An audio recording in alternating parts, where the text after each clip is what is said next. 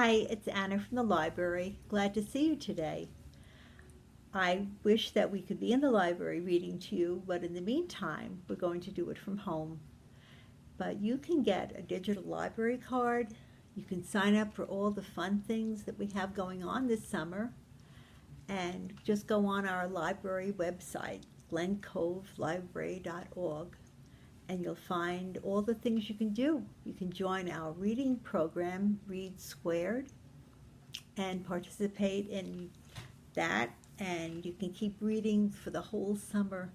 And some of the books that we're reading to you online are available in the library, or they're available on Overdrive, and you can download them and read them at home too.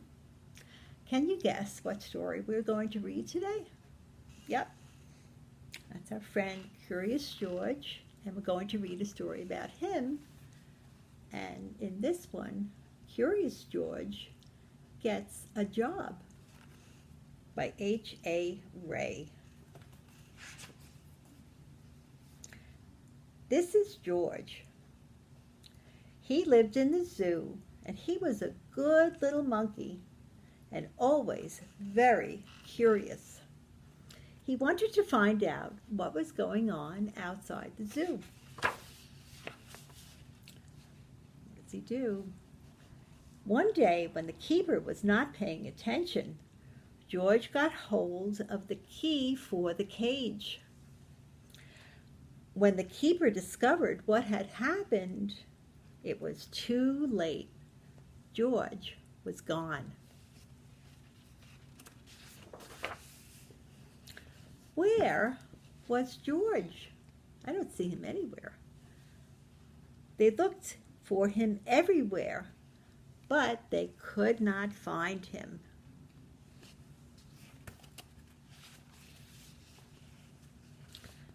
George was hiding in the hay of his friend, the elephant. Finally, the keepers gave up looking for him. George found a nice cozy spot to sleep under the elephant's right ear, and the next morning, before the zoo opened, he got away safely.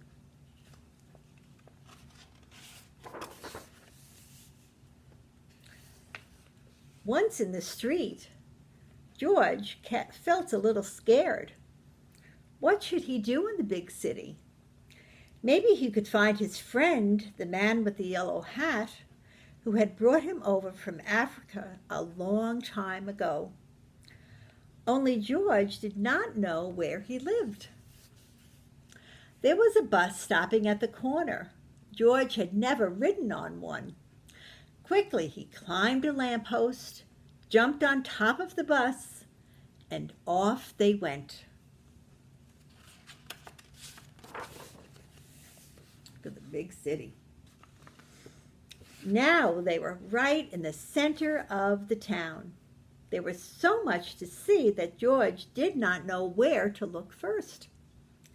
If only he could go on riding like this forever.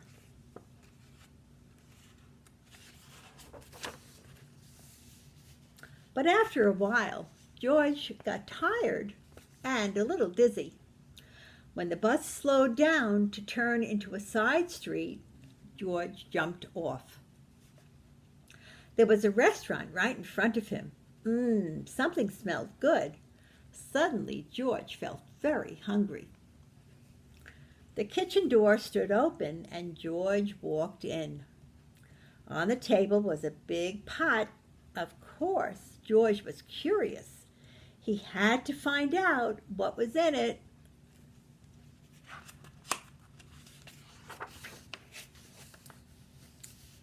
And what was there? Spaghetti. When the cook came back, he had a big surprise. Spaghetti was all over the place, and in the middle of it was a little monkey. George had been eating yards and yards and had wound himself all up in it. The cook was a kind man and did not scold much. But George had to clean up the kitchen and then do all the dishes. My, what a lot of them there were. The cook was watching George. "You are lucky to have 4 hands," he said.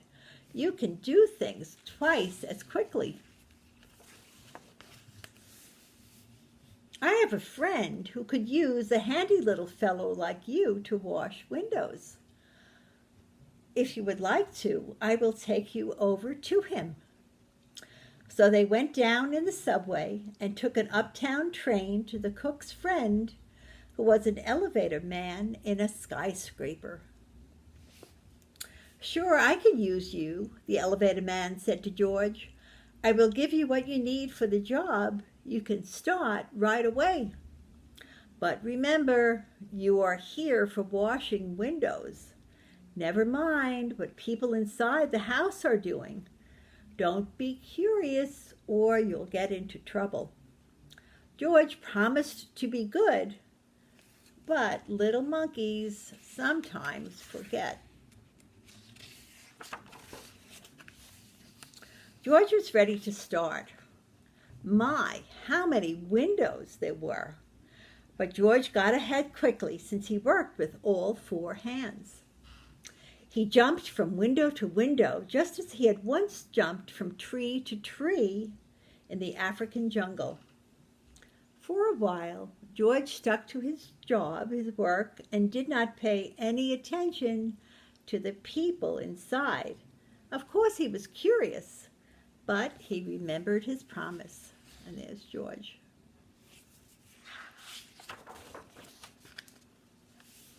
In one room, a little boy was crying because he did not want to eat his spinach.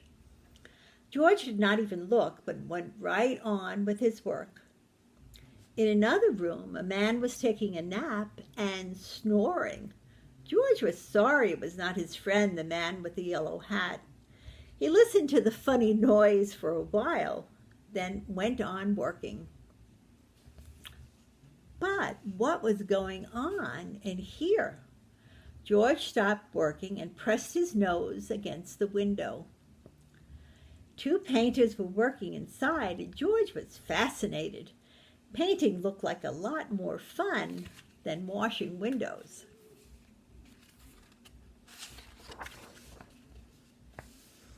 The painters were going to lunch, getting ready to go out for lunch. The minute they left, George climbed inside. What wonderful paints and brushes they had! George could not resist.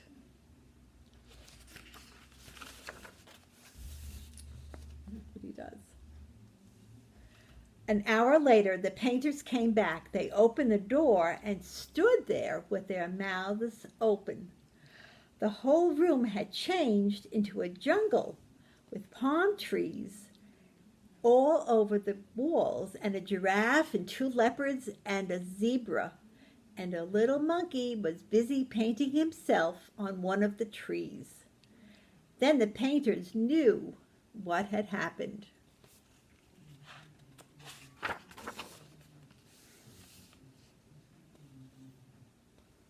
Luckily, George was close to a door. He ran out as fast as he could. After him ran the 2 painters, then the elevator man, then the woman who lived in the place. "Oh, my lovely room," cried the woman. "Don't let him get away." George headed for the fire escape.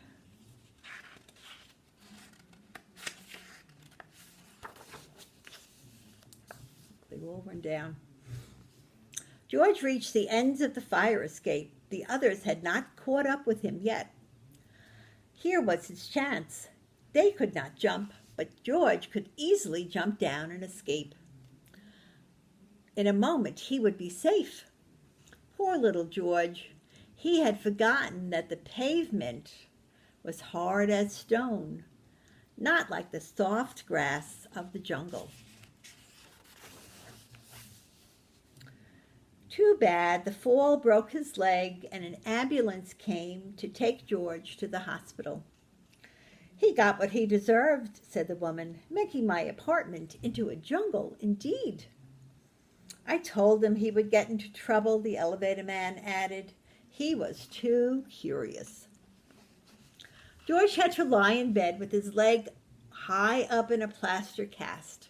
He was very unhappy. And it had all started out so nicely. If only he had not been so curious, he could have had a lot more fun. Now it was too late. But next morning, George's friend, the man with the yellow hat, was buying his newspaper. Suddenly he got very excited.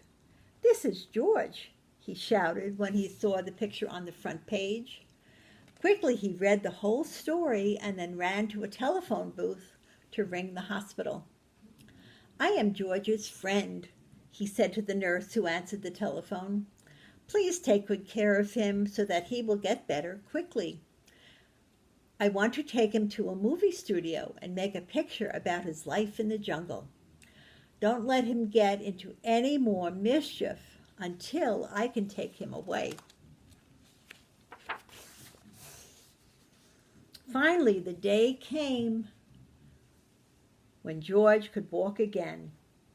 "Your friend is going to take you away this morning," said the nurse. "Just wait here for him and don't touch anything."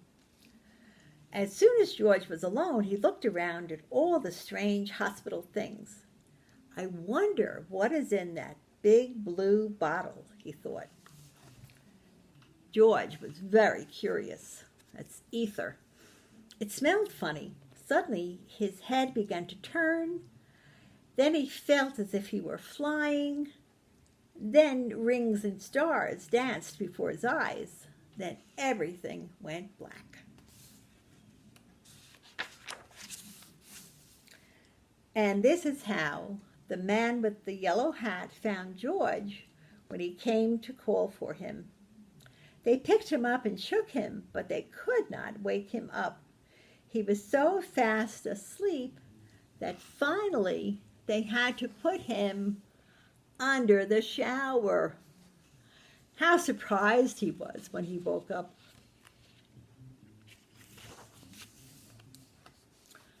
George said goodbye to the nurse and the kind doctor.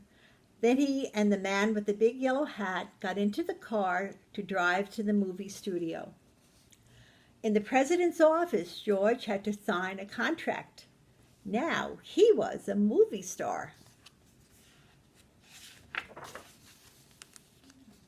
In the studio, George was kept so busy all the time that he forgot to be curious. He liked the jungle they made for him and played happily there.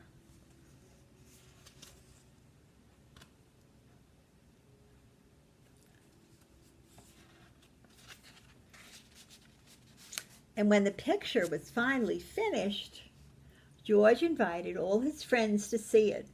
The doctor and the nurse and the ambulance driver and the man from the newsstand and the woman and the elevator man and the two painters and the cook and the reporter and all the keepers of the zoo.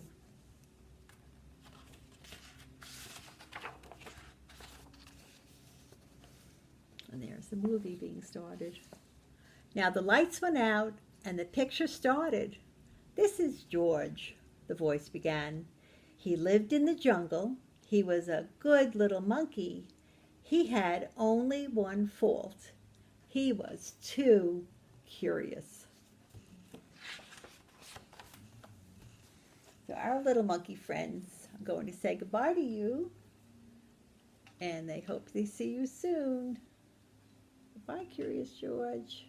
Bye-bye. Have fun, and we'll see you soon at the library.